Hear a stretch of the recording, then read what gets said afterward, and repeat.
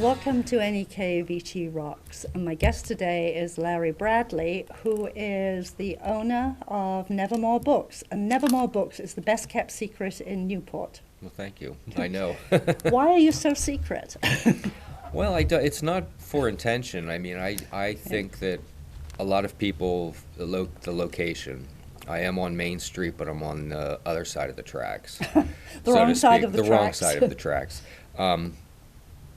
And they pretty much know Buzzy's building, Yes. how to locate that, but they don't know how to locate the Nevermore building. So if you're going to tell people today how to find you, they should look for Buzzy's Redemption. Buzzy's Redemption and the back side of it.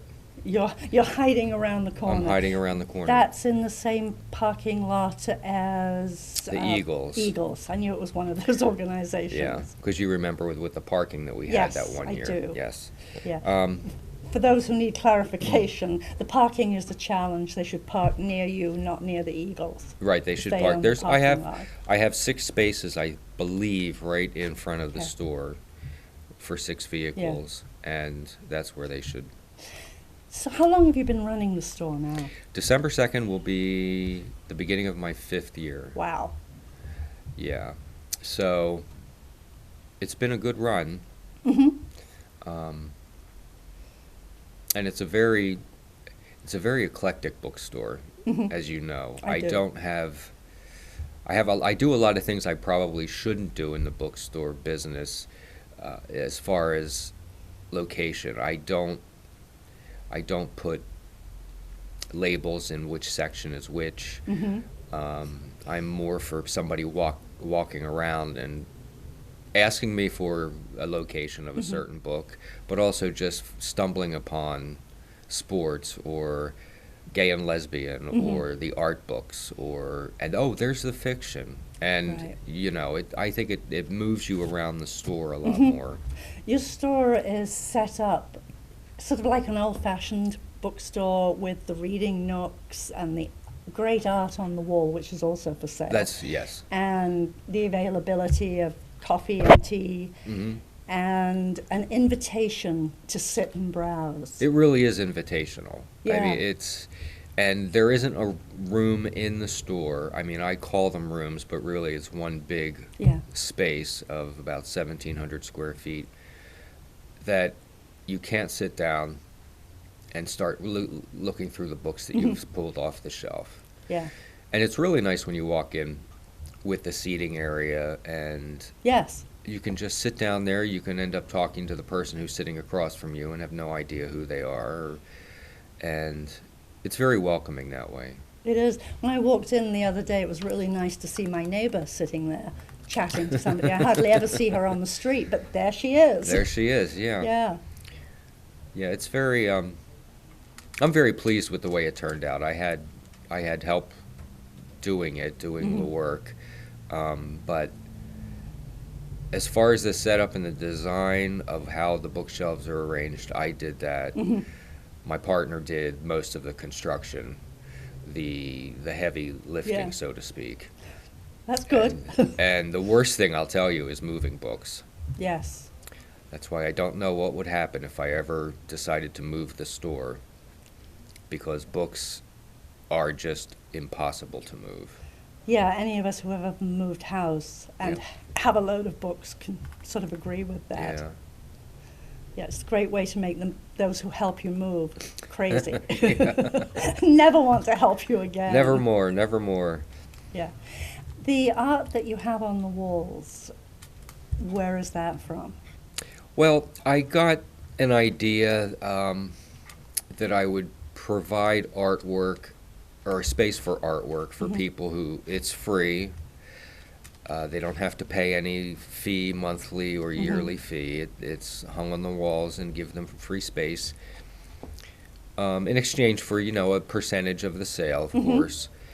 But they're all local artists, photographers, painters, Yeah. sculptors, and I'm really happy with what I have there so far. I'm running out of space because there's only so much room that I can utilize to hang the pieces. You have to have more of a turnover of what's there. Oh, I have to, yeah, right. But the problem is most of the walls are concrete, and so I'd have to get the concrete drill and all of that just to get the pictures up. I mean, I can. Or come up with a creative way of hanging them. And I bet if you talk to some of the artists at NEK, they could give you some suggestions there. Probably. I probably could. I had somebody who told me that I should start charging people for that, and I just don't believe in that. You know, they were looking at the art on the walls, and they were saying, my God, you have all this space, and you're just giving it away. And I said, that's the point. Right. That's the point of it. I'm not trying to make money on the backs of the artists in any way. I'm trying to make money in my bookstore, Right. of course, but I'm not trying to make money off the backs of the artists. And it's also a way to bring people in. Exactly. Because once people know you have quality art on your walls, they come in, and it's affordable. It is affordable. It Yeah. really is. You have some really lovely pieces.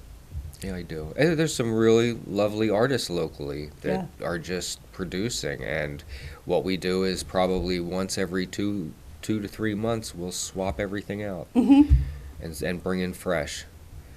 And it's always nice. It's always nice to move things around like that. I'm constantly moving things around in that store. It's interesting because when Newport markets itself, I never think of adding you to the gallery list, but you should be on the gallery list. I should be. Yeah. I should be. Though most people don't come into a bookstore expecting to spend a couple $100s for art. No. I mean, but the problem with that is, you know, I would hope that they would come in with a couple $100s to spend on books. Right. And people don't buy art in the same way that they buy books. They don't. No. It's very. They spend more time with the art. It's got to be something that they absolutely love. Right. You could pick a book off the shelf and think you're going to love it, and take it, and you don't really care if you just don't love it because there's plenty more books. You pass it along. Yeah. And books should be shared in that way. But if I'm going to put something on my wall, I want to know that I love it. Right. Ahead of time. Exactly. So I'm the kind of shopper who looks many times before I actually make that decision. My quote art purchases, and I don't mean I make many, are not usually spur of the moment. No, I spend a lot. I used to be an artist when I was in high school, and so I appreciate art and I appreciate the work that goes into it. And I spend a lot of time looking over. They'll bring in a carload full of artwork, and they'll say, which ones do you want? And I'll look them over because I want it to be representational, I want it to be invitational, the art, and I want to like it. So you're involved in what gets displayed too. I am. Great. I think it's, like I said, they'll pull up with a car and they'll bring out all their artwork, and I get the chance to look at it and say, well, this one's going to be too big for this wall, or I have room to squeeze this one in too. But for the most part, it's my choice of what is on the wall. That's great. Because It you're really sitting is. there every day. Why not? It really is. And It's your living room. well, it is. It's I have a photo, a painting that was just given to me from Diane Peel at the 99 Gallery. And it's of a raven, and I hung it behind my desk, and it just completely brightens up the wall. Yeah. You know, it just stands out. And Is that she's one of her father's paintings? No, it's a local artist who I don't know her name. I never got her name. Wow. But I said, whoever she is, she has to start signing her canvases. Yeah. Because I don't know. It was a young lady. Interesting. I had to come and look at that. Yeah, it's very nice. It's very nice. And is that one that's for sale, or is that? Oh no, that's yours. That's mine. Oh, No, paws off, right? Right, paws off. That one's mine. And I have a couple that are like that. I have the original, my mascot, I call it, of the raven. I love that. Yeah, that was done by a friend of mine in about 7 minutes with a black Wow. magic marker. Oh, that's talent. Very talented. Yeah. And There's a T-shirt, which I know you've seen, with the raven on it.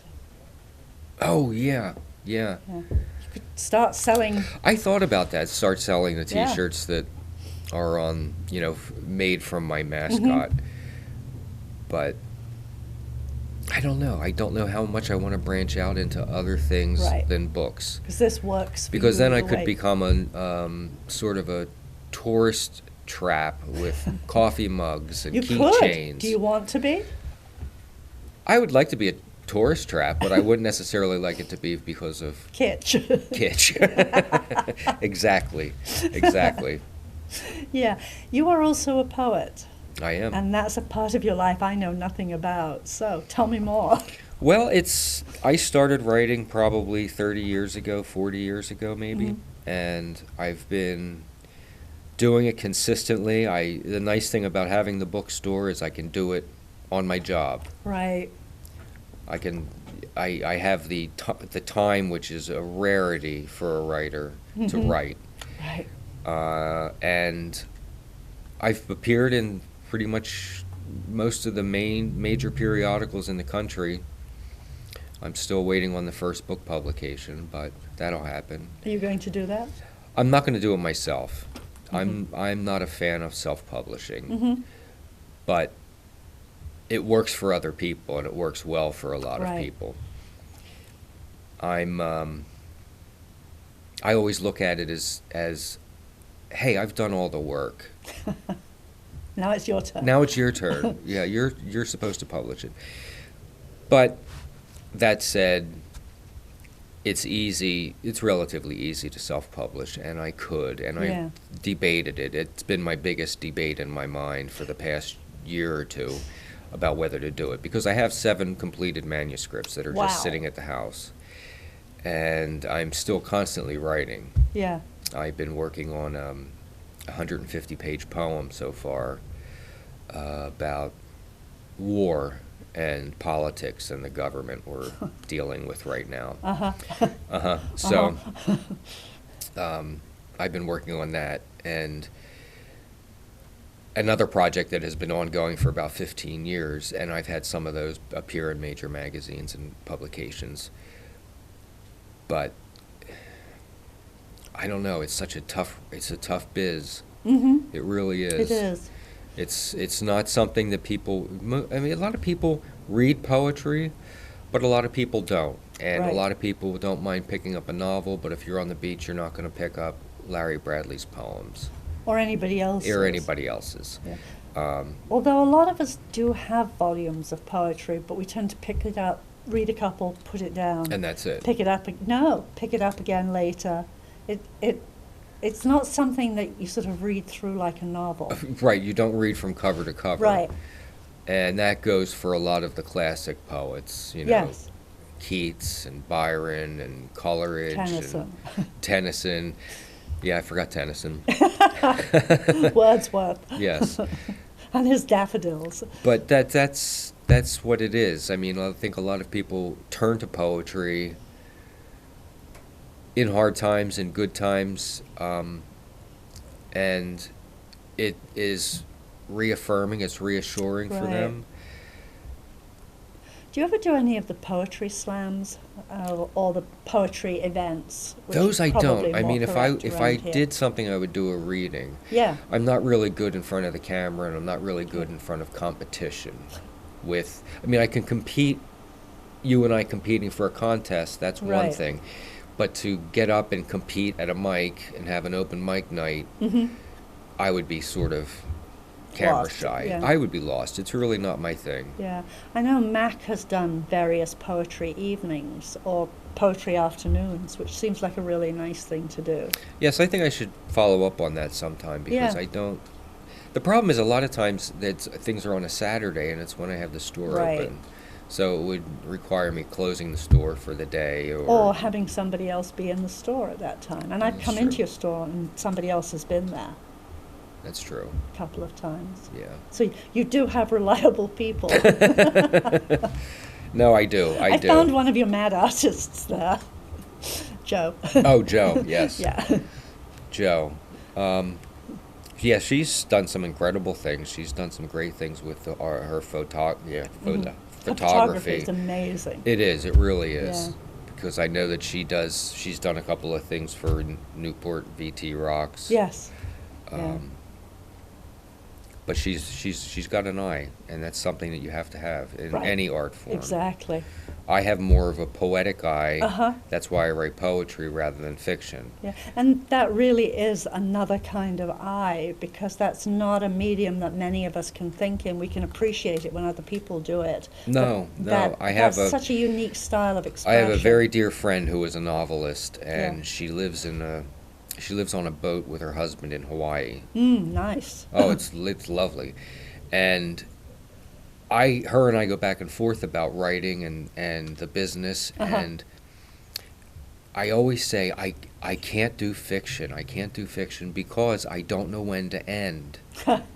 I don't know when to end. Like, I don't understand where you make a paragraph end and start a new one. Right. I can't follow that transition. Yeah. But I can follow line, and meter, and rhyme. Yeah. And I know when the poem is done. Yeah, and So she it's a probably different- says, and I could She possibly do loves that. poetry. I Yeah. mean, she loves poetry, but for her, she could never do it. Yeah, It's something that she could never do. right. I mean, you really have to be. I don't want to say you're not focused as a fiction writer. Of course, you're focused on your art, but you really have to limit yourself. I mean, Right. it has to be Right. the precise word for the precise It's like moment. songwriters. Some songwriters are poets as well as songwriters. Right. Some are, quote, songwriters, and I don't mean only songwriters, because that's a skill in itself. Yeah, it's But, and really, songwriting is a form of poetry. yes, I mean, it usually rhymes. and I it's which comes first, the music or the poem. Right, right. What are you building around? Yeah. Yeah. It's an interesting conversation. The whole process of writing is a really interesting conversation. It is. I usually don't talk about my writing that much because I always have this feeling that it's going to be jinxed somehow. I just said I was writing this really long poem, and I'm thinking, oh God, now I'm not going to write for 2 or 3 weeks. And I've always followed this sort of rule that if you forget the muse for 1 day, she'll forget you for 2.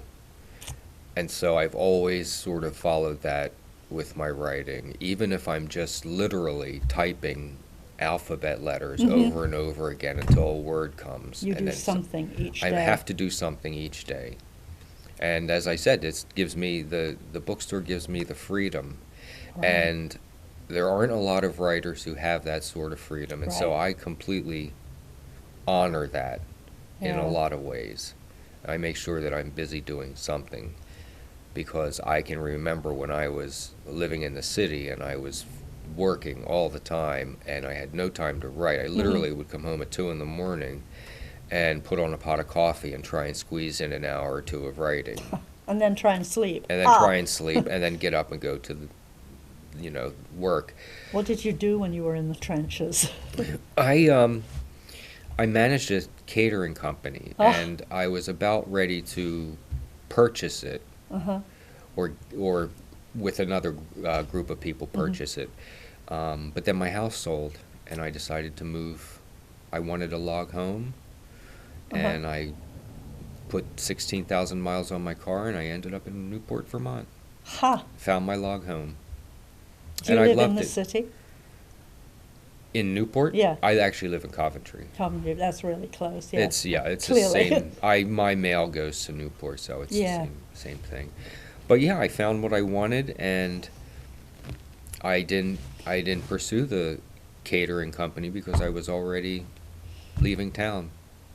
And now you have the opportunity and the time to create Then the I life don't you want to want. waste it. I really don't want to waste it. I'm very Yeah. grateful for what I have, the time and even who I have in my life.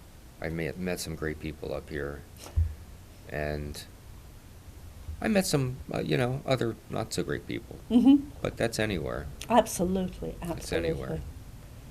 Yeah, yeah, it's fascinating what brings people to this area. Because there are those who've lived here for generations, and then there are those of us, clearly, and obviously I'm one of them, who are imports. Right, For right. whatever reason, whatever it is that brought us here. What brought you here? Realtor.com. Oh, great.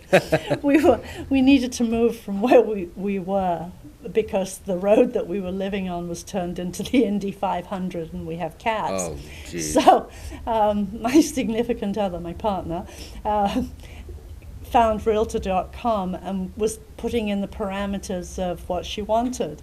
So the circles got bigger and bigger, and we finally wound up here and loved it. So it was sort of the same version of you driving forever. Right. I didn't expect to end in the Nor did Northeast we, Kingdom of but Vermont. here we are. That's 11 I really years. wanted to be in Vermont, but I didn't necessarily know what the Northeast Kingdom was. Right. I love the sound of exactly the same. it. It just sounds great. Northeast. I live in the Northeast Yeah. Kingdom, And then and a lot of people don't know what it is, so Right. that makes it even more. more mystical. Yes. And here's Newport that is so gorgeous, and the lake and It really everything is. that goes It really with it. is. I absolutely love.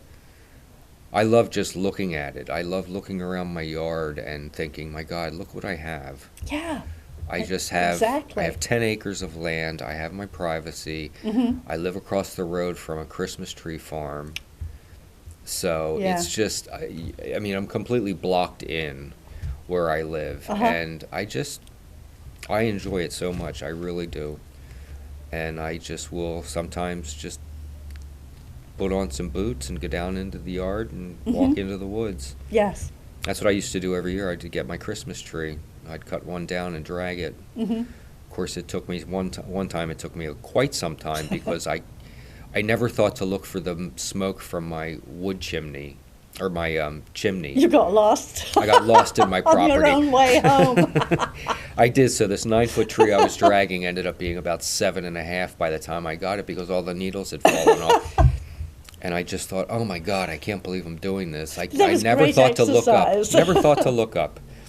It never occurred to me. I just thought or even follow my footsteps. Yeah, you were in the snow. I was so I was just so happy to found this tree that nothing else occurred to me. Nobody talked to you about breadcrumbs, I guess. Right,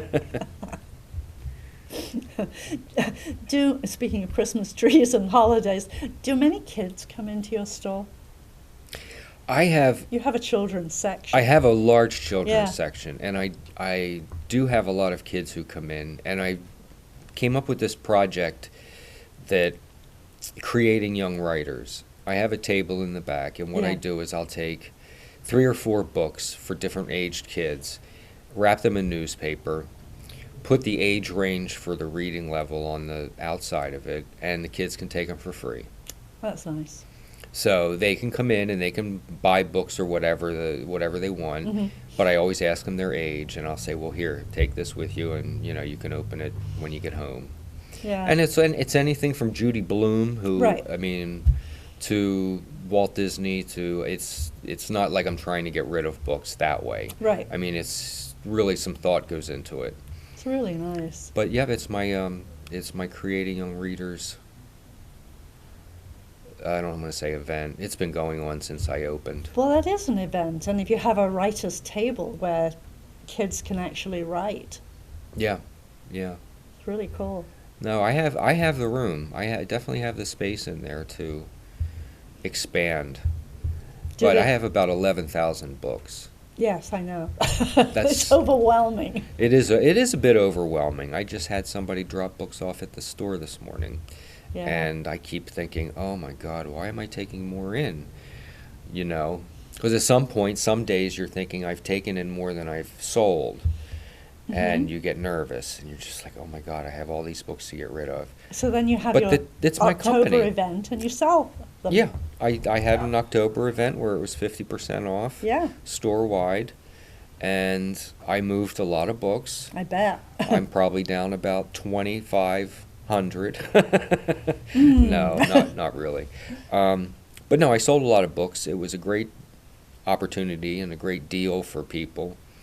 I'll probably do it again. I might even do it I might do something around the holidays because my fifth year anniversary is December 2nd. Mhm. And I had worked previously at my prior job until November 30th, and I took a few days off. Yeah. And then Not officially many. officially opened December 2nd. Yeah. Been a long time. Yeah. It has, and But obviously it's achieved a lot. it's been great. It's been great. Yeah. Still, people are trying to find me. I know. But once they find me, I'm getting new people every day. Every day I will get at least one person I've never seen before in my life. And I might ask them, how did you see me? How did you find me? Well, I saw the bookstore sign outside, or I heard from my aunt that you're in Buzzy's building, and I take my redemption there. And I don't know, it's amazing. There's sort of something about the combination of books and redemption that I really like. Yes, you can do two things at once. That's right. But I'm also down the road from a garage, so Yes. they can just, while they're waiting for their car to be repaired, Oh, that's useful. they can just right. walk down the street. And East Main Street actually is beginning to wake up. I mean, the craft store. It is. Just It's a little starting bit to. further up. It's starting to. And originally, I understand it was called Sleepy Hollow. Yes. It was called Sleepy Hollow. So I kind of like that idea of living in a place that was, or working in a place that was called Sleepy Hollow with my Nevermore bookstore. I used to live in Sleepy Hollow, which is part of the village of Catskill, where the Rip Van Winkle Bridge is. Oh, okay. That's yeah. where we've moved from. Oh, wow. Yeah. Yeah, and that's such a lovely story, too. Mm-hmm. The legend of Sleepy The Legend Hollow. of Sleepy Yeah. Hollow, yes. Yeah. Do you ever do poetry with the kids who come into your store? I've wanted to. I've thought about it because I think it would be a great opportunity. It would be wonderful. And I also was going to have, I don't really have a terrific speaking voice, but I was going to have a reading where you read to the kids and Yeah. have daycare come in, and some daycares That would come be in and neat. read. But I know a few people who could really shine Absolutely. doing it, And perform it. perform it really, Yeah. and I think I'd rather do that. That would be great. It is. It would, because I give out candy all year long. Mm-hmm. I always have candy. It's Halloween every day in your store? Well, pretty much. I mean, I'm always giving something away. As much as I take in, I give away. And, I enjoy watching people, especially kids, pull books off the shelf, Right. and you watch their face light up. Mm-hmm. And, of course, they're like, "Can I get this, Mom? Can I get this, Dad?" Of course. And they're like, "Why don't we wait?" And I know I'm going to see them again. Yeah. I'll see the parents around the holidays, which is nice. Yes. But I normally do ask people how they found out about me. Uh-huh. I think it's important to know what works and what doesn't work. I did some things It with, I did print ads, I did radio ads. I've done, physical ads where I have things out on the road, or, Mhm. and it's just, it's a tough racket up here. It really is to get It is. noticed. It is. Um, And that's across the board. And it's It not is for just your anybody. store. Yeah, for anybody, because you have to, unless you're bombarding people with the same thing all the time, so that they get up in the morning Right. and they say Nevermore Bookstore, Nevermore Bookstore, and have a sip of coffee. And pound it in that way. Pound it in that way. Well, if you had Raven coffee mugs, then you'd look at the Raven And as you're remember the drinking, store. you sort of I like your T-shirt idea. Yes. I think that would be fun. Yeah. And that's such a great logo, so why not? Right, Nevermore Bookstore. Yeah. I remember when I was naming it, I was told it wasn't a good name for a bookstore because no one would come in. And I thought, Not true, though. What made you pick the name? well, I'm a poet. I'm a fan Yeah. of Poe. Yeah. And I thought, Nevermore Bookstore. It Mhm. just, aesthetically, it has almost the same lettering amount.